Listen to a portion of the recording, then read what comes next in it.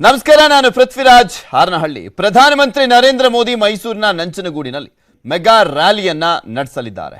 ಬಳಿಕ ನಂಜನಗೂಡು ಶ್ರೀಕಂಠೇಶ್ವರನ ದರ್ಶನವನ್ನ ಪಡೆಯಲಿದ್ದಾರೆ ಪ್ರಧಾನಮಂತ್ರಿ. ವಿಷಕಂಠ ಶ್ರೀ ನಂಜುಂಡೇಶ್ವರನಿಗೆ ಪೂಜೆ ಸಲ್ಲಿಸುವ ಮೂಲಕ ಕಾಂಗ್ರೆಸ್ನ ಸರ್ಪ ಆರೋಪಕ್ಕೆ ತಿರುಗೇಟನ್ನ ನೀಡುವಂತ ಉದ್ದೇಶ ಇದೆ ಅಂತ ಹೇಳಲಾಗ್ತಾ ಇದೆ. ಅಲ್ಲದೆ ನಂಜುಂಡೇಶ್ವರನಿಗೆ ಪೂಜೆ ಸಲ್ಲಿಸಿದ್ರೆ ಇಷ್ಟಾರ್ಥ ಸಿದ್ಧಿಯಾಗಲಿದೆ ಎಂಬ ನಂಬಿಕೆ ಕೂಡ ಇರುವಂತದ್ದು. ಹೀಗಾಗಿ ಶ್ರೀಕಂಠೇಶ್ವರನ ಸನ್ನಿಧಿಯಲ್ಲಿ ಪ್ರಧಾನಮಂತ್ರಿ ನರೇಂದ್ರ ಮೋದಿ ಪೂಜೆಯನ್ನ ಸಲ್ಲಿಸಲಿಕ್ಕೆ ಬರ್ತಿದ್ದಾರೆ. ಇನ್ನು ಪ್ರಧಾನಿ ನರೇಂದ್ರ ಮೋದಿ ಭೇಟಿ ಹಿನ್ನೆಲೆಯಲ್ಲಿ ನಂಜನಗೂಡಿನ ಶ್ರೀಕಂಠೇಶ್ವರ ದೇಗುಲಕ್ಕೆ 11 ಗಂಟೆಯಿಂದಲೇ ಭಕ್ತರ ಪ್ರವೇಶವನ್ನ ನಿರ್ಬಂಧಿಸಲಾಗಿದ್ದು, ನಂಜನಗೂಡು ಪಟ್ಟಣದಾದ್ಯಂತ ಖಾಕಿ ಸರ್ಪಗಾವಲು ಹಾಕಲಾಗಿದೆ.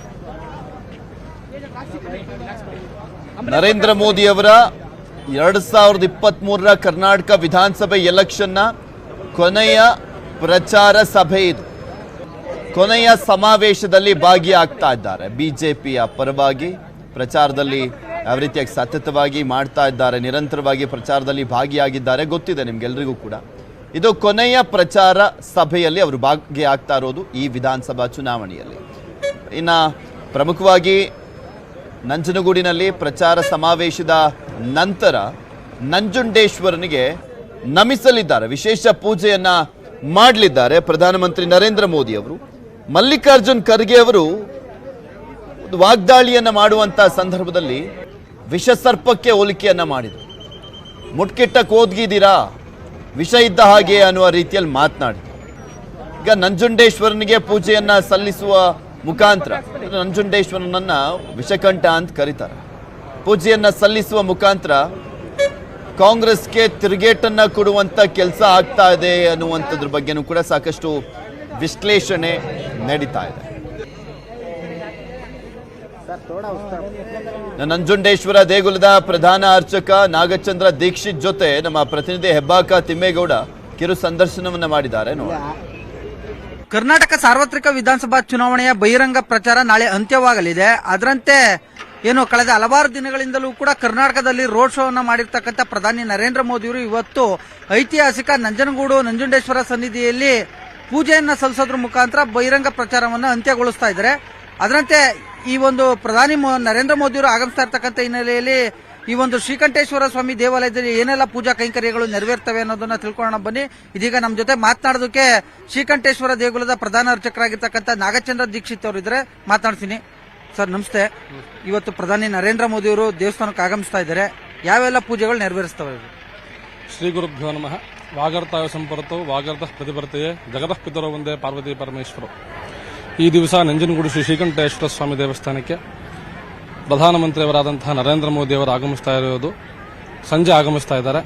ಅದರ ಅಂಗವಾಗಿ ಈ ದಿವಸ ಅವರನ್ನ ಮಂಗಳವಾದ್ಯ ಸಮೇತ ದೇವಾಲಯಕ್ಕೆ ಬರಮಾಡಿಕೊಂಡು ಮೊದಲನೇದಾಗಿ ಗಣಪತಿ ಪೂಜೆ, ಅಂದರೆ ದೇವಸ್ಥಾನದ ನೈಋತ್ಯ ಭಾಗದಲ್ಲಿರತಕ್ಕಂತಹ ಬೆಣ್ಣೆ ಗಣಪತಿಯಲ್ಲಿ ಅವರಿಗೆ ದರ್ಶನವನ್ನು ಮಾಡಿಸಿ, ನಂತರ ಪ್ರಧಾನ ಸನ್ನಿಧಿಯಾದಂತಹ ಶ್ರೀಕಂಠೇಶ್ವರ ಸ್ವಾಮಿಯವರ ಸನ್ನಿಧಿಯಲ್ಲಿ ಕರ್ಕೊಂಡ್ಬಂದು ಅಲ್ಲಿ ಅವರಿಗೆ ಲೋಕ ಕಲ್ಯಾಣಾರ್ಥವಾಗಿ ಸಂಕಲ್ಪವನ್ನು ಮಾಡಿಸಿ, ಅಲ್ಲಿ ಈಶ್ವರನಿಗೆ ಬಿಲ್ವಾರ್ಚನೆ, ಅದಾದ ನಂತರ ಮಹಾಮಂಗಳಾರತಿ, ಅವರಿಗೆ ಆಶೀರ್ವಾದವನ್ನು ನೆರವೇರಿಸಿ, ತದನಂತರ ಪಾರ್ವತಮ್ಮನ ಸ್ವಾಮಿಯವರಿಗೆ ಅವರನ್ನು ಕರ್ಕೊಂಡ್ಬಂದು ಅಲ್ಲೂ ಕೂಡ ಒಂದು ಮಂಗಳಾರತಿಯನ್ನು ಮಾಡಿ, ಅದಾದ ನಂತರ ನಾರಾಯಣ ಸ್ವಾಮಿ ಸನ್ನಿಧಿಯಲ್ಲೂ ಕೂಡ ಮಂಗಳಾರತಿಯನ್ನು ಮಾಡಿ, ಅದಾದ ನಂತರ ನಂದಿ ಬಳಿ ಬಂದು ಅಲ್ಲಿ ಮಂಗಳಾರತಿಯನ್ನು ಮಾಡಿ ಅವರಿಗೆ ಆಶೀರ್ವಾದವನ್ನು ಮಾಡಿ ಬೀಳ್ಕೊಡಲಾಗುತ್ತೆ.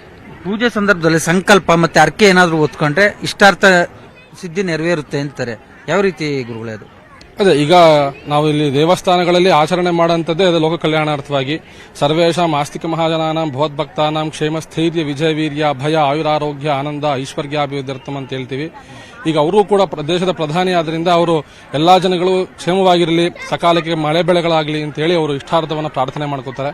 ಹಾಗಾಗಿ ಆ ಪ್ರಾರ್ಥನೆಯನ್ನು ಫಲಿಸುತ್ತೆ ಅಂತೇಳಿ ಹೇಳ್ತಾರೆ. ಸಂಜೆ ಯಾವೆಲ್ಲ ಶುಭ ಗಳಿಗೆಗಳಿದೆ? ಮತ್ತೊಂದು ಕಡೆಗೆ ಸಹಜವಾಗಿ ಸಂಕಲ್ಪ ಬೇರೆ ಏನಾದರೂ ಹರಕೆ ಆ ರೀತಿ ಏನಾದರೂ ಇದೆಯಾ ಅಂತ? ಆ ರೀತಿ ಏನಿಲ್ಲ. ನಮಗೆ ದೇವಸ್ಥಾನದ ಒಳಗಡೆ 30 ನಿಮಿಷಗಳ ಕಾಲಾವಕಾಶ ಕೊಟ್ಟಿದ್ದಾರೆ. ಆ 30 ನಿಮಿಷ ಕಾಲಾವಕಾಶಕ್ಕೆ ತಕ್ಕಂತೆ ನಾವು ಅವರಿಗೆ ದರ್ಶನವನ್ನ ಮಾಡಿ ಕಳಿಸ್ಕೊಡ್ತೀವಿ. ಸೊ ಇದಿಷ್ಟು ದೇವಾಲಯದ ಆಗಮಿಕರಾಗಿರ್ತಕ್ಕಂಥ ನಾಗಚಂದ್ರ ದೀಕ್ಷಿತ್ ಅವರ ಮಾತು. ಅಂದ್ರೆ ಇಲ್ಲಿಗೆ ಬರುವಂತ ಏನು ಭಕ್ತರು ಏನು ಇಷ್ಟಾರ್ಥ ಸಿದ್ಧಿಗಾಗಿ ಹರಕೆಯನ್ನು ಏನು ಹೊತ್ಕೊಂತಾರೆ, ಸಹಜವಾಗಿ ಇಲ್ಲಿಗೆ ಬರುವಂತ ಭಕ್ತರ ಒಂದು ಹರಕೆಯನ್ನ ಈಡೇರಿಸುತ್ತೆ, ಇಷ್ಟಾರ್ಥ ಸಿದ್ಧಿಯೂ ಆಗುತ್ತೆ. ಆ ನಿಟ್ಟಲ್ಲಿ ಈ ಹಿಂದಿನ ಪುರಾಣದಂತೆ ಇಲ್ಲಿ ವಿಷಕಂಠನಾಗಿ ಶ್ರೀ ನಂಜುಂಡೇಶ್ವರ ನೆಲೆಸಿರ್ತಕ್ಕಂಥದ್ದು. ಮತ್ತೊಂದು ಕಡೆಯಾಗಿ ಲೋಕ ಕಲ್ಯಾಣಾರ್ಥವಾಗಿ ಪ್ರಧಾನಿ ನರೇಂದ್ರ ಮೋದಿಯವರು ಆಗಮಿಸ್ತಾ ಇರ್ತಕ್ಕಂಥ ಹಿನ್ನೆಲೆಯಲ್ಲಿ 30 ನಿಮಿಷಗಳ ಕಾಲ ಅವರಿಗೆ ವಿಶೇಷವಾದಂತಹ ಒಂದು ಪೂಜಾ ಕೈಂಕರ್ಯಗಳನ್ನ ನೆರವೇರಿಸ್ತೀವಿ ಅನ್ನುವಂತ ಒಂದು ಮಾತನ್ನ ಹೇಳ್ತಾ ಇರ್ತಕ್ಕಂಥದ್ದು. ಕ್ಯಾಮರಾಮನ್ ರವಿ ಜೊತೆ ಯಬ್ಬಾಕ ತಿಮ್ಮೇಗೌಡ, ನ್ಯೂಸ್ 18 ಕನ್ನಡ, ನಂಜನಗೂಡು. ಡಿಕೆ ಶಿವಕುಮಾರ್ ಸಿದ್ದು ನಡುವೆ ವೈಮನಸ್ಸು ಅನ್ನುವಂಥವ್ರಿಗೆ ತಿರುಗೇಟನ್ನ ನೀಡಲಾಗ್ತಾ ಇದೆ. ಕಾಂಗ್ರೆಸ್ನಿಂದ ವಿನೂತನ ಸ್ಟ್ರಾಟಜಿ ಮಾಡಿ ವಿಡಿಯೋವನ್ನ ಬಿಡುಗಡೆ ಮಾಡಲಾಗಿದೆ. ಡಿಕೆ ಶಿವಕುಮಾರ್ ಟ್ವಿಟರ್ ಖಾತೆಯಲ್ಲಿ ಪೋಸ್ಟ್ ಮಾಡಲಾಗಿದೆ. ಸಿದ್ದರಾಮಯ್ಯ ಡಿಕೆಶಿ ಜೊತೆ ಕೂತು ಚರ್ಚಿಸಿರುವಂತ ವಿಡಿಯೋ. ಸಿದ್ದು ಆರೋಗ್ಯ ವಿಚಾರಿಸಿ ಪ್ರಚಾರದ ಮಾಹಿತಿಯನ್ನ ನೀಡಿದ್ದಾರೆ ಡಿಕೆ ಶಿವಕುಮಾರ್. ಹೆಲಿಕಾಪ್ಟರ್, ಶಟ್ಟರ್, ಲಿಂಗಾಯತ ಗೆಲುವಿನ ಬಗ್ಗೆ ಚರ್ಚೆಯನ್ನ ಮಾಡಲಾಗಿದೆ. ತುಂಬಾ ತಂತ್ರಜ್ಞಾನದಲ್ಲಿ ಸಾಮಾಜಿಕ ಜಾಲತಾಣವನ್ನು ಬಳಸಿಕೊಳ್ಳುವಂಥದ್ರಲ್ಲಿ ನಮ್ಮ ರಾಜ್ಯದಲ್ಲಿ ಸ್ಪೆಷಲಿ ನಾವು ನೋಡೋದಾದ್ರೆ ಕಾಂಗ್ರೆಸ್ ತುಂಬಾ ಮುಂದಿದೆ ಅಂತ ಹೇಳಿದ್ರೆ ತಪ್ಪಾಗ್ಲಿಕ್ಕಲ್ಲ. ಯಾವ್ಯಾವ ರೀತಿಯಾಗೆಲ್ಲ ಒಂದು ಜನರನ್ನ ತಲುಪುವಂತ ಕೆಲಸವನ್ನ ಮಾಡ್ಬೋದು, ಆ ಎಲ್ಲ ಪ್ರಯತ್ನಗಳನ್ನ ಮಾಡ್ತಾ ಇದ್ದಾರೆ. ಅದರಲ್ಲಿ ಯಶಸ್ಸನ್ನ ಕೂಡ ಕಾಣ್ತಾ ಇದ್ದಾರೆ. ಸರ್ ಆರೋಗ್ಯ ಹೇಗಿದೆ ಸರ್?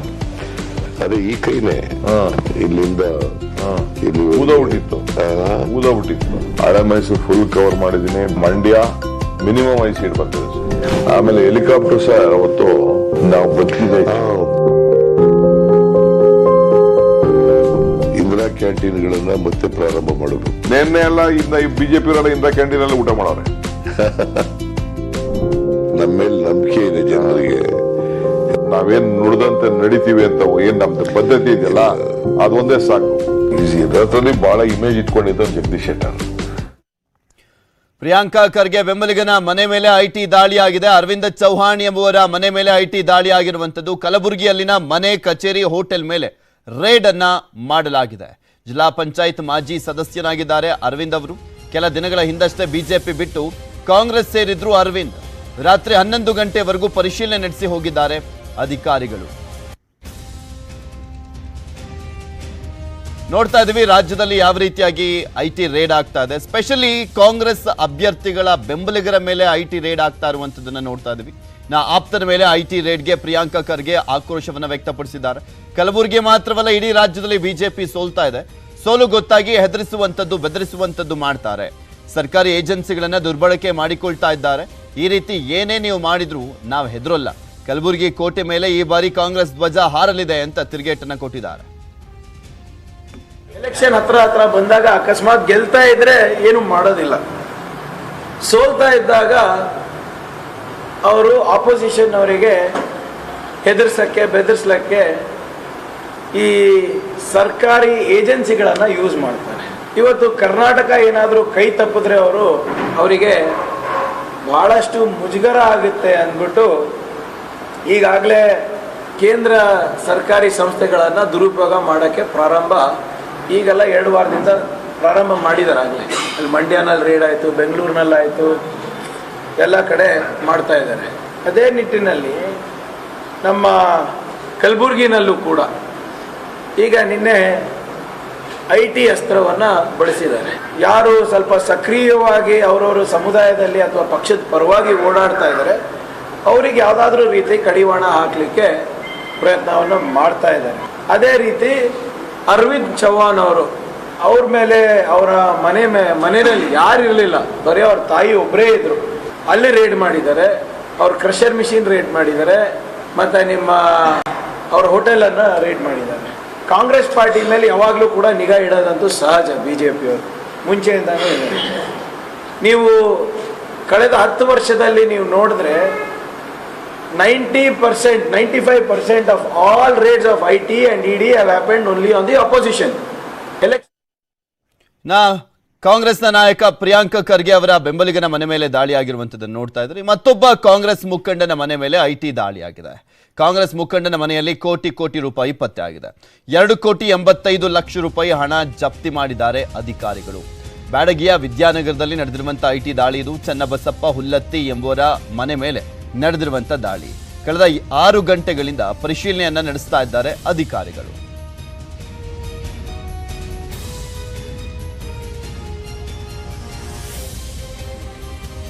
ರಾಜ್ಯದ ಹಲವೆಡೆ ಐಟಿ ಅಧಿಕಾರಿಗಳು ದಾಳಿಯನ್ನು ಮಾಡಿದ್ದಾರೆ. ಬಾಗಲಕೋಟೆ, ಹಾವೇರಿಯ ಕೈ ಮುಖಂಡರ ಮನೆ ಮೇಲೆ ರೇಡ್ ಮಾಡಲಾಗಿದೆ.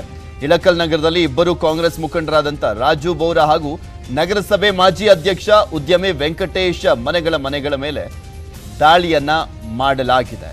ಕಾಂಗ್ರೆಸ್ ಅಭ್ಯರ್ಥಿಗಳ ಬೆಂಬಲಿಗರು ಮತ್ತೆ ಕೆಲವು ಕಾಂಗ್ರೆಸ್ ಮುಖಂಡರ ಮನೆಗಳ ಮೇಲೆ ಮಾತ್ರ ರಾಜ್ಯದಲ್ಲಿ ದಾಳಿ ಆಗ್ತಾ ಇರುವಂಥದ್ದನ್ನು ಗಮನಿಸ್ತಾ ಇದ್ದಾರೆ. ಐಟಿ ಅಧಿಕಾರಿಗಳು ದಾಳಿಯನ್ನ ಮಾಡ್ತಾ ಇರುವಂಥದ್ದು. ಕಾಂಗ್ರೆಸ್ ನಾಯಕರು ಆರೋಪ ಮಾಡುವ ರೀತಿಯಲ್ಲಿ ನಮ್ಮನ್ನು ಟಾರ್ಗೆಟ್ ಮಾಡ್ತಾ ಇದ್ದಾರೆ ಅಂತ ಹೇಳ್ತಾ ಇದ್ರು. ಈಗ ಆಲ್ರೆಡಿ ಅವರು ಎಲೆಕ್ಷನ್ಗೂ ಮುಂಚೆನೂ ಕೂಡ ಸಾಕಷ್ಟು ಜನ ಸಾವಿರಾರು ಐಟಿ ಅಧಿಕಾರಿಗಳು ರಾಜ್ಯದಲ್ಲಿ ಬಂದಿದ್ದಾರೆ. ಇನ್ನು ಮೇಲೆ ನಿರಂತರವಾಗಿ ನಮ್ಮ ಮೇಲೆ ದಾಳಿ ಆಗುತ್ತೆ ಅಂತ ಅನುಮಾನವನ್ನ ವ್ಯಕ್ತಪಡಿಸ್ತಾ ಇದ್ರು. ಈಗ ಸಾಕಷ್ಟು ಕಡೆ ಕಾಂಗ್ರೆಸ್ ಬೆಂಬಲಿಗರ ಮನೆಗಳ ಮೇಲೆ ದಾಳಿಯನ್ನ ಮಾಡಲಾಗ್ತಾ ಇದೆ.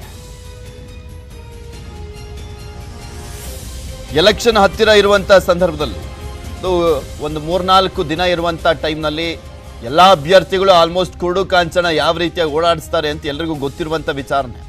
ದುಡ್ಡನ್ನ ಒಳ್ಳೆಯ ರೀತಿಯಲ್ಲಿ ಹರಿಸ್ತಾರೆ ಲಾಸ್ಟ್ 1-2-3 ಡೇಸ್ನಲ್ಲಿ. ಅದಕ್ಕೂ ಮುಂಚೆ ಈಗ ಐಟಿ ಅಧಿಕಾರಿಗಳು ದಾಳಿಯನ್ನು ಮಾಡ್ತಿದ್ದಾರೆ.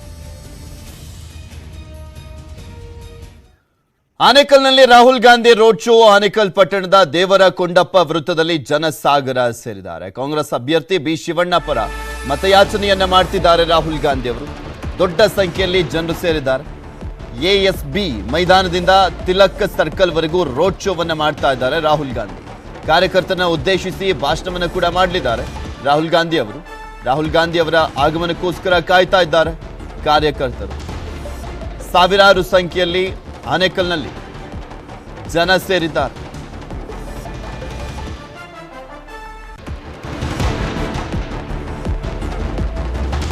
ರಾಹುಲ್ ಗಾಂಧಿ ಅವರು ಆನೇಕಲ್ನಲ್ಲಿ ರೋಡ್ ಶೋನಲ್ಲಿ ಭಾಗಿಯಾಗ್ತಾ ಇದ್ದಾರೆ. ತದನಂತರ ಅಲ್ಲಿ ಸಮಾವೇಶ ಕೂಡ ನಡೆಯಲಿರುವಂಥದ್ದು.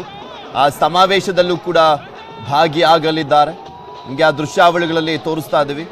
ದೊಡ್ಡ ಸಂಖ್ಯೆಯಲ್ಲಿ ಕಾಂಗ್ರೆಸ್ ಕಾರ್ಯಕರ್ತರು ಸೇರ್ಕೊಂಡಿದ್ದಾರೆ ಅಲ್ಲಿ ರಾಹುಲ್ ಗಾಂಧಿ ಅವರ ರೋಡ್ ಶೋದ ಸಂದರ್ಭದಲ್ಲಿ. ನೀವು ಗಮನಿಸಬಹುದು, ಕಾಂಗ್ರೆಸ್ ಬಾವುಟಗಳನ್ನು ಹಿಡಿದು ಅಲ್ಲಿ ಜನ ಸೇರಿರುವಂಥದ್ದನ್ನು. ನನ್ನ ಕೆಲವೇ ಕ್ಷಣಗಳಲ್ಲಿ ರಾಹುಲ್ ಗಾಂಧಿ ಆಗಮಿಸ್ತಾರೆ. ಡಿ.ಕೆ. ಶಿವಕುಮಾರ್ ಅವರು ಈಗ ಆಲ್ರೆಡಿ ಬಂದಿದ್ದಾರೆ. ಡಿ.ಕೆ. ಶಿವಕುಮಾರ್ ಅವರು ಕೂಡ ಈ ರೋಡ್ ಶೋನಲ್ಲಿ ಭಾಗಿಯಾಗ್ತಾ ಇರುವಂಥದ್ದು. ರಾಹುಲ್ ಗಾಂಧಿ ಬರಲಿಕ್ಕೂ ಮುಂಚೆ ಅವರು ಮಾತನಾಡ್ತಿದ್ದಾರೆ. ಆನೇಕಲ್ನಲ್ಲಿ ರಾಹುಲ್ ಗಾಂಧಿ ರೋಡ್ ಶೋ. ಆನೇಕಲ್ ಪಟ್ಟಣದ ದೇವರ ಕೊಂಡಪ್ಪ ವೃತ್ತದಲ್ಲಿ ಜನಸಾಗರ ಸೇರಿದೆ. ಕಾಂಗ್ರೆಸ್ ಅಭ್ಯರ್ಥಿ ಬಿ ಶಿವಣ್ಣ ಪರವಾಗಿ ಮತಯಾಚನೆಯನ್ನ ಮಾಡಲಿದ್ದಾರೆ ರಾಹುಲ್ ಗಾಂಧಿ ಅವರು. ರಾಹುಲ್ ಗಾಂಧಿ ಅವರು ಬರ್ತಾರೆ ಎನ್ನುವ ಕಾರಣಕ್ಕೋಸ್ಕರ ದೊಡ್ಡ ಸಂಖ್ಯೆಯಲ್ಲಿ ಕಾಂಗ್ರೆಸ್ ಕಾರ್ಯಕರ್ತರು ಜಮಾಯಿಸಿದ್ದಾರೆ ಅಲ್ಲಿ. ಕೆಪಿಸಿಸಿ ಅಧ್ಯಕ್ಷ ಡಿ.ಕೆ. ಶಿವಕುಮಾರ್ ಅವರು ಕೂಡ ಈ ಒಂದು ರೋಡ್ ಶೋ ಸಂದರ್ಭದಲ್ಲಿ ಭಾಗಿಯಾಗಿದ್ದಾರೆ. ನಿಮಗೆ ಆ ದೃಶ್ಯಾವಳಿಗಳಲ್ಲಿ ತೋರಿಸ್ತಾ ಇದ್ವಿ. ರಾಹುಲ್ ಗಾಂಧಿ ಅವರಿಗೆ ಹೂ ಮಳೆಗರೆಲಾಗ್ತಾ ಇದೆ ಆನೇಕಲ್ ಪಟ್ಟಣದಲ್ಲಿ. ಆನೇಕಲ್ ಅಭ್ಯರ್ಥಿ ಶಿವಣ್ಣ ಅವರ ಪರವಾಗಿ ಮತವನ್ನ ಯಾಚನೆ ಮಾಡಲಿಕ್ಕೋಸ್ಕರ ಈ ಒಂದು ರೋಡ್ ಶೋ ನಡೀತಾ ಇದೆ. ಕೆಪಿಸಿಸಿ ಅಧ್ಯಕ್ಷ ಡಿ.ಕೆ. ಶಿವಕುಮಾರ್ ಅವರು ಕೂಡ ರಾಹುಲ್ ಗಾಂಧಿ ಅವರಿಗೆ ಸಾಥ್ ಕೊಟ್ಟಿದ್ದಾರೆ. ಆನೇಕಲ್ನಲ್ಲಿ ಈಗ ಇರುವಂಥದ್ದು ಅಟ್ ಪ್ರೆಸೆಂಟ್ ಕಾಂಗ್ರೆಸ್ನ ಶಾಸಕರೇನೆ. ಶಿವಣ್ಣ ಅವರ ಶಾಸಕರಿರುವಂಥದ್ದು. ಅವ್ರ ಪರವಾಗಿ ಈಗ ಮತವನ್ನು ಯಾಚನೆ ಮಾಡ್ತಾ ಇದ್ದಾರೆ ರಾಹುಲ್ ಗಾಂಧಿ.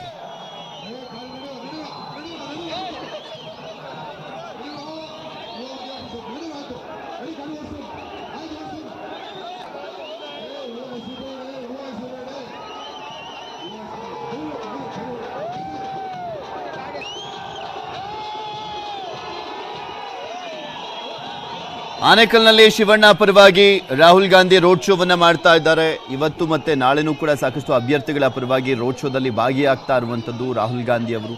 ಬೆಳಿಗ್ಗೆ ಅಷ್ಟೇ ನಿಮ್ಗೊಂದು ದೃಶ್ಯಾವಳಿಯಲ್ಲಿ ತೋರಿಸ್ತಾ ಇದ್ವಿ. ಸಾಮಾನ್ಯರಲ್ಲಿ ಸಾಮಾನ್ಯರಂತೆ ರಾಹುಲ್ ಗಾಂಧಿ ಅವರು ಫುಡ್ ಡೆಲಿವರಿ ಬಾಯ್ ಜೊತೆ ಹೋಗಿದ್ರು, ಅವರನ್ನು ಮಾತನಾಡಿಸಿದ್ರು. ಒಬ್ಬ ಬಾಲಕ ಅಳ್ತಾ ಇದ್ದಂಥ ಸಂದರ್ಭದಲ್ಲಿ ಆತನಿಗೆ ಸಮಾಧಾನ ಕೂಡ ಮಾಡಿದ್ರು. ಈಗ ರೋಡ್ ಶೋನಲ್ಲಿ ಭಾಗಿಯಾಗಿದ್ದಾರೆ. ಸಂಭ್ರಮ ಮುಗಿಲು ಮುಟ್ಟಿದೆ ಕಾಂಗ್ರೆಸ್ ಕಾರ್ಯಕರ್ತರಲ್ಲಿ. ರಾಹುಲ್ ಗಾಂಧಿ ಅವರನ್ನ ನೋಡುವಂಥ ಖುಷಿಯಲ್ಲಿ ಮಿಂದೇಳ್ತಾ ಇದ್ದಾರೆ. ದೊಡ್ಡ ಸಂಖ್ಯೆಯಲ್ಲಿ ಜನರನ್ನು ಸೇರಿಸಲಾಗಿದೆ ಆನೇಕಲ್ನಲ್ಲಿ. ಕೆಪಿಸಿಸಿ ಅಧ್ಯಕ್ಷರು ಕೂಡ ಭಾಗಿಯಾಗಿದ್ದಾರೆ.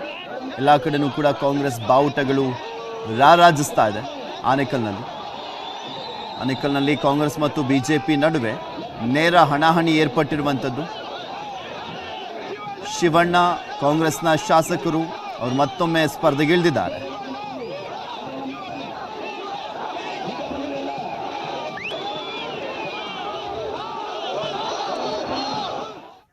ದೊಡ್ಡಬಳ್ಳಾಪುರ ನಗರದಲ್ಲಿ ಅಮಿತ್ ಶಾ ರೋಡ್ ಶೋ ಮಾಡ್ತಾ ಇದ್ದಾರೆ. ಸಂಜೆ 4:35ಕ್ಕೆ ಆಗಮಿಸಲಿರುವಂಥದ್ದು ಅಮಿತ್ ಶಾ. ಇನ್ನೇನು ಕೆಲವೇ ಕ್ಷಣಗಳಲ್ಲಿ ಭಾಗಿಯಾಗ್ತಾರೆ. ರೋಡ್ ಶೋ ವಾಹನಕ್ಕೆ ಹೂಗಳಿಂದ ಸಿಂಗಾರವನ್ನ ಮಾಡಲಾಗಿದೆ. ವಾಹನದ ಸುತ್ತಮುತ್ತ SPG ಸಿಬ್ಬಂದಿಯಿಂದ ಭದ್ರತೆಯನ್ನ ಕೈಗೊಳ್ಳಲಾಗಿರುವಂಥದ್ದು. ಅಮಿತ್ ಶಾ ಸಾಗುವ ರಸ್ತೆಯಲ್ಲಿ ಬ್ಯಾರಿಕೇಡ್ಗಳನ್ನು ಅಳವಡಿಕೆ ಮಾಡಲಾಗಿದೆ.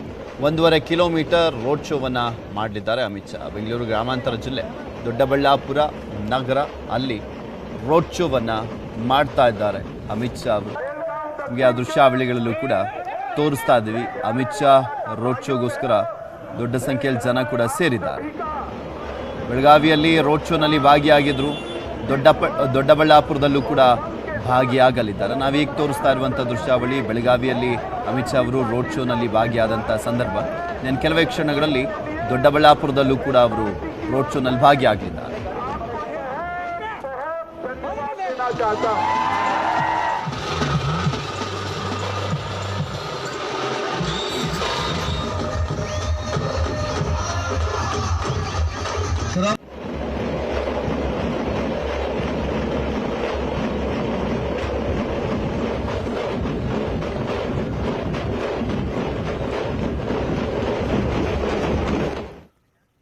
ಬಾಗ್ಮನೆ ಟೆಕ್ ಪಾರ್ಕ್ ಮಾಲೀಕರ ಮನೆ ಮೇಲೆ ಐಟಿ ದಾಳಿ ಆಗಿದೆ. ಕೋರಮಂಗಲದಲ್ಲಿರುವಂತ ಬಾಗ್ಮನೆ ಟೆಕ್ ಪಾರ್ಕ್ ಮಾಲೀಕರ ಮನೆ ಮೇಲೆ ಐಟಿ ರೇಡ್ ಆಗಿರುವಂಥದ್ದು.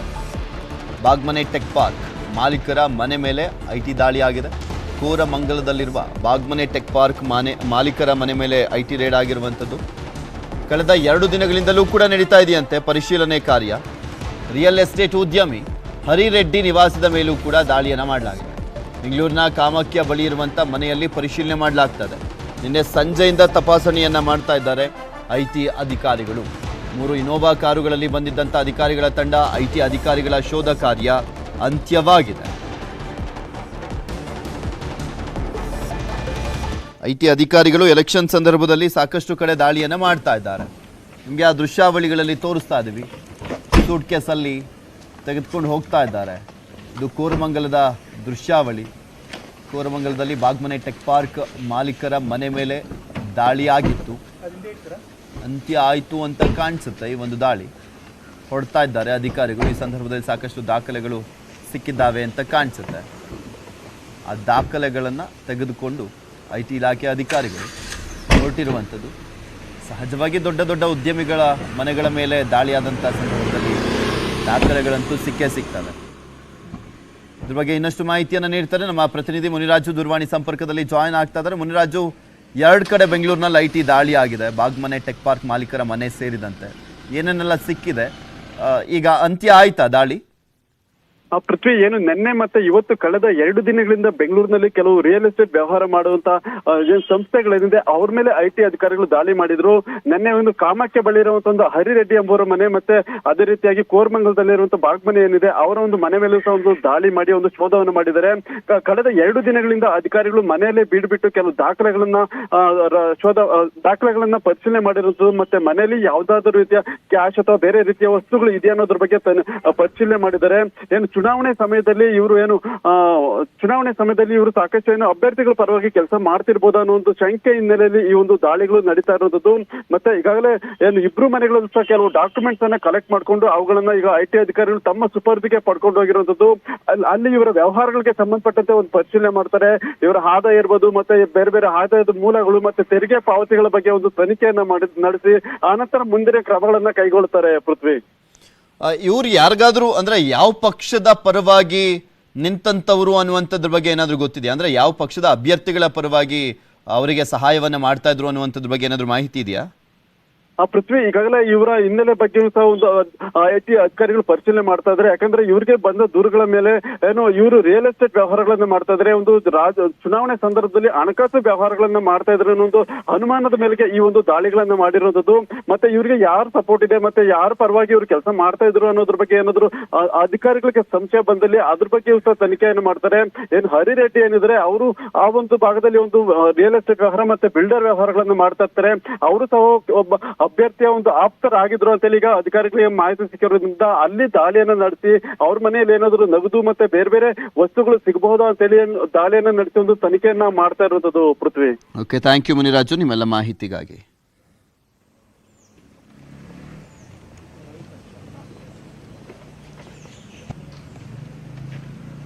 IT ಅಧಿಕಾರಿಗಳು ದಾಳಿಯನ್ನ ಮಾಡಿದ್ದಾರೆ. ಬೆಂಗಳೂರಿನ 2 ಕಡೆ ಬಾಗ್ಮನೆ ಟೆಕ್ ಪಾರ್ಕ್ ಮಾಲೀಕರ ಮನೆ ಮೇಲೂ ಕೂಡ ದಾಳಿ ಆಗಿರುವಂಥದ್ದು. ಇನ್ನೊಂದು ಕಾಮಾಖ್ಯ ಹತ್ರ ಬಳಿ ಇರುವಂಥ ಮತ್ತೊಬ್ಬರ ಮನೆ ಮೇಲೂ ಕೂಡ ದಾಳಿ ಆಗಿದೆ. ಎಲೆಕ್ಷನ್ನಲ್ಲಿ ಅಭ್ಯರ್ಥಿಗಳ ಪರವಾಗಿ ಹಣವನ್ನ ಕೊಡುವಂಥ ವಿಚಾರಕ್ಕೆ ಸಂಬಂಧಪಟ್ಟಂತೆ ಏನೋ ಮಾಹಿತಿ ಬಂತು ಅನ್ನುವ ಕಾರಣಕ್ಕೋಸ್ಕರ ದಾಳಿ ಆಗಿದೆ ಅಂತ ಹೇಳಲಾಗ್ತಾ ಇದೆ. ಇನ್ನು ಸ್ಪಷ್ಟವಾದಂಥ ಮಾಹಿತಿ ಸಿಗಬೇಕಾಗಿದೆ. 2 ದಿನಗಳಿಂದ ಬಾಗ್ಮನೆ ಟೆಕ್ ಪಾರ್ಕ್ ಮಾಲೀಕರ ಮನೆ ಮೇಲೆ ದಾಳಿಯನ್ನು ಮಾಡಿ ಸಾಕಷ್ಟು ಪರಿಶೀಲನೆಯನ್ನು ಮಾಡಲಾಗಿದೆ. ಬಾಗ್ಮನೆ ಟೆಕ್ ಪಾರ್ಕ್ ಆ ಮಾಲೀಕರು ಅಂದರೆ ಏನೋ ದೊಡ್ಡ ಕುಳನೇ ಇರ್ತಾರೆ. ನಿಮಗೆ ತೋರಿಸ್ತಾ ಇದ್ದೀವಿ, ಆ ದೃಶ್ಯಾವಳಿಗಳಲ್ಲಿ ನೋಡಿದ್ರೇ ಗೊತ್ತಾಗುತ್ತೆ. ಎಲ್ಲ ಐಷಾರಾಮಿ ಕಾರುಗಳು ಅವರ ಮನೆಯಲ್ಲಿರೋದು. ಮತ್ತಷ್ಟು ಸುದ್ದಿ ಒಂದು ಚಿಕ್ಕ ಬ್ರೇಕ್ ಆದಮೇಲೆ.